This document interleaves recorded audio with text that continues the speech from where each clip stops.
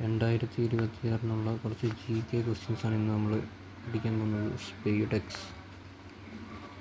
SpaDeX എന്ന് പറഞ്ഞാൽ ISROയുടെ ചെലവ് കുറഞ്ഞ സാങ്കേതിക പ്രകടനമാണ് സ്പെയ്ഡ് ഡോക്കിംഗ് പരീക്ഷണ ദൗത്യം.